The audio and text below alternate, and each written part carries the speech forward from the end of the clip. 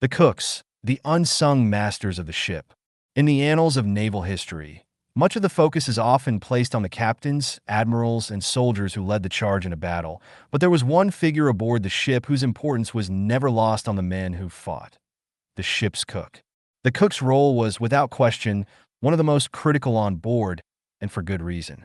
Without food, no sailor could work, let alone fight. And so, in the vast and unpredictable ocean, the cook was, in many ways, the true master of the ship, the heart of the galley.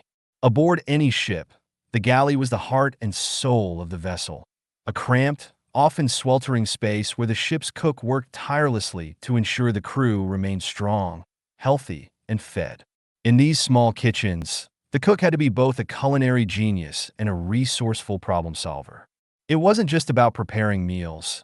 It was about creating sustenance in the most challenging conditions imaginable. Aboard a ship, especially during long voyages, everything was in short supply: space, fresh ingredients, and time. Yet, despite these limitations, the cook was expected to ensure that meals were not just edible, but filling and morale-boosting. A sailor from the HMS Victory at the Battle of Trafalgar once recalled his experiences below deck during the battle. "I remember the cooks down in the galley when the battle began. The whole ship was shaking from the cannon fire, the air was thick with smoke, and we were all bracing ourselves for what was to come. But down in the galley, the smell of beef stew and baked bread filled the air, and for just a moment it felt like home. That's what kept us going. We weren't just fighting for victory, we were fighting for the next meal. And those cooks, those quiet heroes, were the ones who gave us that." The ship's cook was not only an expert in preparing meals, they were also a master of logistics. The cook had to ensure that the ship's limited food stores lasted the entire journey, carefully managing provisions so that they wouldn't run out of essential supplies like salted meats, hardtack, and dried vegetables. If a ship was to stay out at sea for months or even years, the cook's ability to stretch the food, ensure it was used wisely, and make it as palatable as possible was critical. Rations and realities. Life on a ship was far from comfortable, and food was always a challenge. Rations were often limited to what could survive in the harsh environment of the sea. Salted pork, dried beans, peas, hardtack, and pickled vegetables were the staples. These ingredients, while nutritious, were not the most appetizing on their own. And so, the ship's cook had to get creative. Meals could be simple, but needed to be hearty and filling to keep the crew energized. In a letter from a sailor aboard the HMS Bellerophon, a veteran of the Napoleonic Wars wrote, "We were often served a sort of stew made from salted beef, peas, and onions. It wasn't much, but after a long day of sailing, it filled you up. Sometimes we'd have to soak the hardtack biscuits in water to make them edible. They were tough, like chewing on a board, but after dipping them in a bit of rum or broth, they weren't so bad." One of the most common meals was a stew or sailor's soup. This was often made by boiling salted meat, beef, pork, or sometimes fish, dried peas, and root vegetables, occasionally supplemented by whatever fresh food the ship could catch along the way. These meals had to be prepared in a large kettle, and they were often left to simmer for hours to make the most of the tough cuts of meat and dried vegetables. Cooks had to be ingenious when it came to transforming these basic rations into something more palatable. One ship's cook aboard a British frigate in the early 1800s explained, "You'd be amazed at what we could do with dried peas. We'd soak them overnight, then throw them in a pot with some salted meat. By the time they were done, they didn't taste half bad, and they'd fill a belly like nothing else. But that wasn't all. If we had any kind of spice or dried fruit, we'd add it in. A little bit of sweetness or heat made all the difference in the world. When fresh vegetables were available, they could be used to stave off the dreaded disease of scurvy, which was caused by a lack of vitamin C.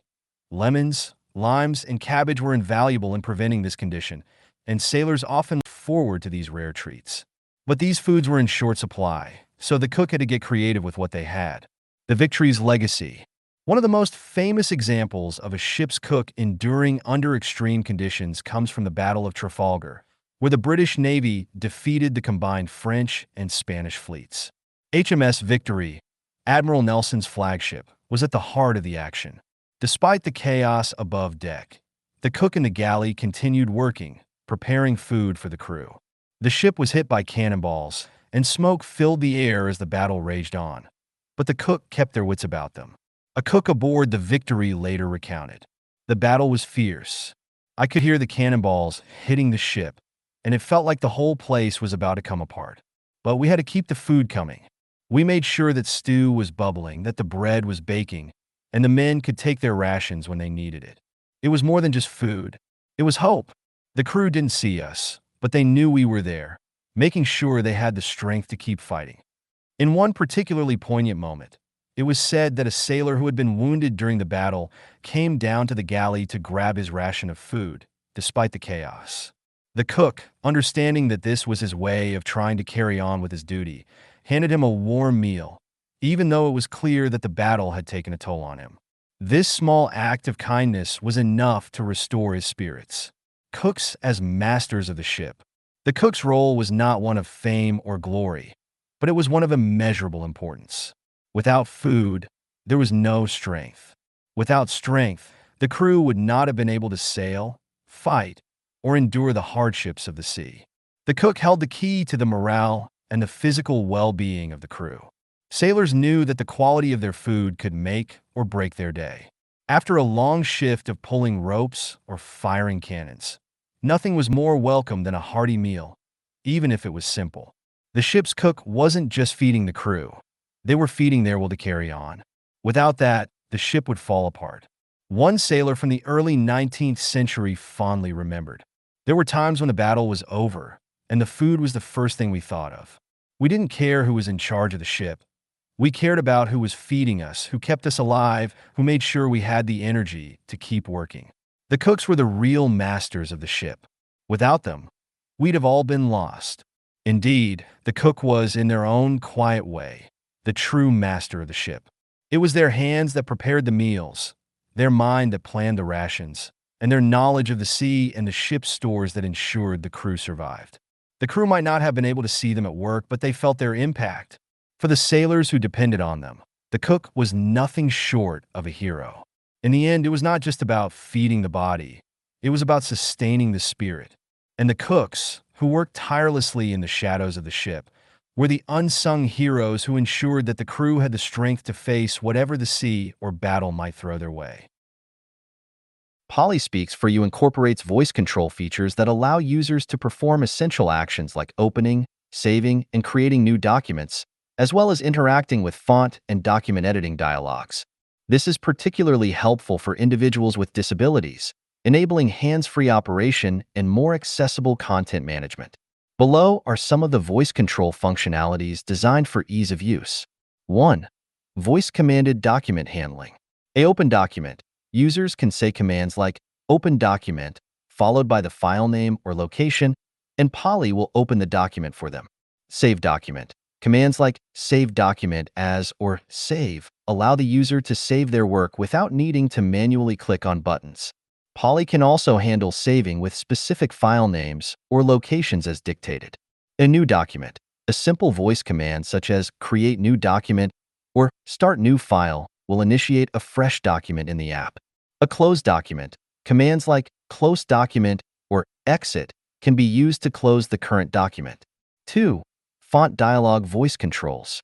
Font style. Users can control font settings by saying change font to Arial or set font at Times New Roman. This would change the selected text's font style. A font size. Commands like increase font size or decrease font size adjust the text size according to user preferences. A font color. Users can use commands such as set font color to red or change font to blue to personalize the text color. 3.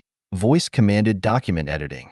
A text formatting. Commands like bold text, italicized text, underline text, or strikeout text allow users to edit their document easily.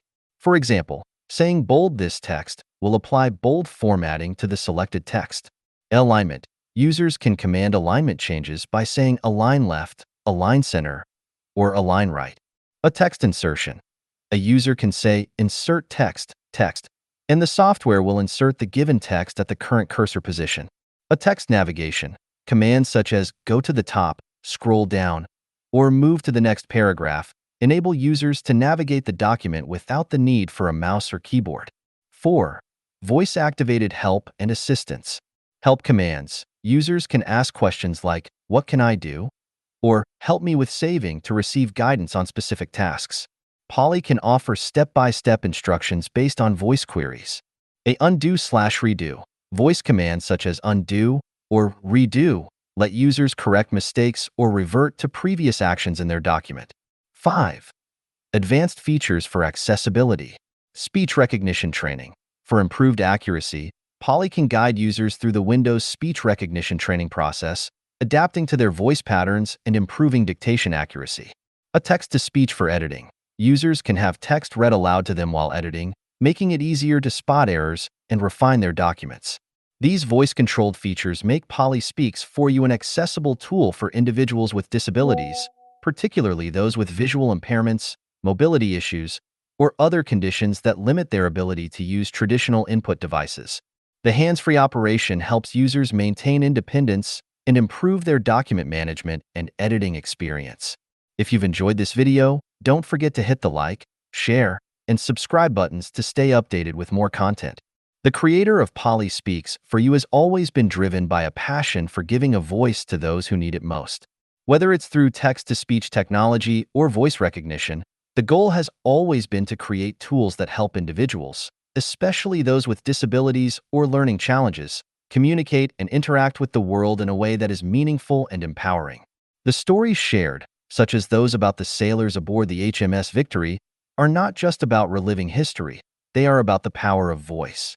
Through Poly Speaks for You, the creator saw an opportunity to use storytelling as a medium to convey courage, strength, and resilience, much like the sailors of the past. These stories are intended to inspire and engage users, reminding them of the importance of their voices, both literally and metaphorically. The idea behind these stories is to showcase how technology, particularly speech technology, can be a tool for preserving history, while also empowering users with the capability to share their own narratives.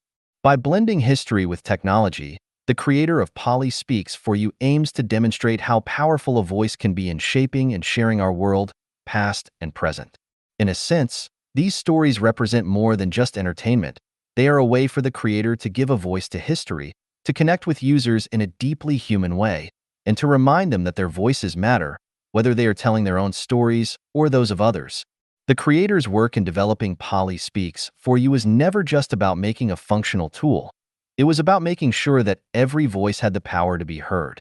If you've enjoyed this video, don't forget to hit the like, share, and subscribe buttons to stay updated with more content. This content has been adapted from the powerful features of Poly Speaks for You, South Africa's leading accessibility software. Learn more at www.polyspeaksforyou.co.za. We invite you to support this meaningful dyslexic initiative, crafted and developed by an individual who personally understands the challenges of dyslexia.